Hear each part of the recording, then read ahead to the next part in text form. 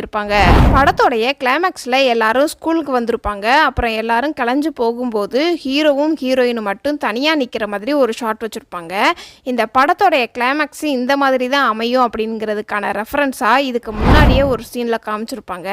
School ஆரம்பிக்கும் போது hero மட்டும்தான் நிற்பார். ஆரம்பத்தில் ஃபஸ்ட்டு ஹீரோ மட்டும்தான் லவ் பண்ணுறாருங்கிறதுக்காக சிம்பாலிக்காக சொல்லியிருப்பாங்க. கிளைமேக்ஸில் 2 பேரும் நிற்பாங்க. இது மூலமாக ஹீரோயினும் லவ் பண்ணுறாங்கங்கிறத காமிச்சிருப்பாங்க. இந்த சீனில் ஹீரோ பிட் எழுதுனதுனால நான் உன் பேரண்ட்ஸ் கிட்ட கம்ப்ளைண்ட் பண்ண போகிறேன்னு ஒரு சார் சொல்லுவார். அடுத்த சீன்லேயே ஹீரோ ஸ்கூலில் அடி வாங்குறத அவங்க அம்மா பார்த்துருவாங்க. அப்போ இந்த சாரை பார்த்தோம் அப்படின்னா அவ்வளோ ஹாப்பியாக இருக்கிற மாதிரி காமிச்சிருப்பாங்க. உங்கள் பையன் ஒழுங்காக படிக்க மாட்டேங்கிறான் அப்படிங்கிறத பேரண்ட்ஸுக்கு காமிச்சாச்சுங்கிற மாதிரி ஹாப்பியாக இருக்கிறது மூலமாக கன்வே பண்ணியிருப்பாங்க ஆடியன்ஸுக்கு. அசோக் செல்வனுடைய பேரண்ட்ஸு சிங்கப்பூரில் இருக்கிற மாதிரி இந்த ஒரு சீனில் சொல்லியிருப்பார். அதுக்கான ரெஃபரன்ஸாக பையனை